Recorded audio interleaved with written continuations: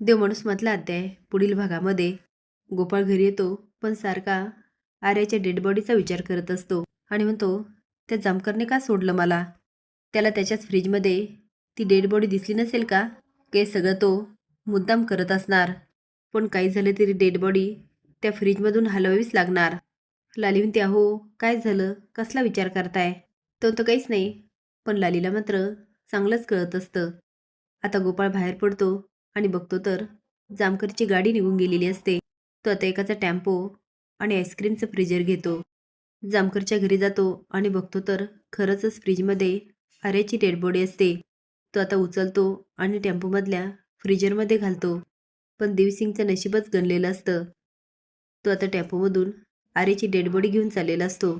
इकडे जामकरांची गाडी थांबलेली असते, पण जामकर गायब असतात आणि त्यांचे 2 पोलीस त्यांची वाट बघत असतात.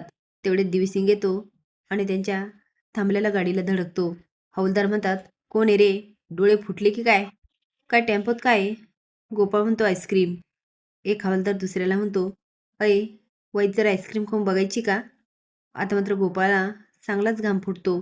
दुसरा म्हणतो, आणखी मी साहेबांवर लक्ष ठेवतो. आता दुसरा जातो आणि आर्या ज्या फ्रीजरमध्ये असते त्यामधून आईस्क्रीम काढायला लागतो. तेवढेच जामकर येतात आणि विचारतात, दुसरा कुठे?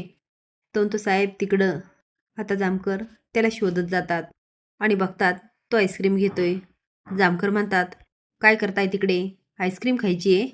एक काम करा, नोकरी सोडा आणि तुम्ही पण हाच धंदा चालू करा. तो नाही साहेब, कामच करत होतो. जामकर विचारतात, कुणाचा आहे टेम्पो?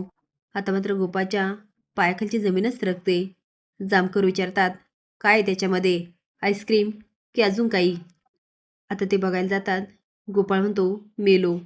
ह्या जामकरने बघितलं ना, तो मला कधीच सोडणार नाही. असेच नवीन अपडेट जाण्यासाठी लाईक आणि सबस्क्राईब करा. धन्यवाद.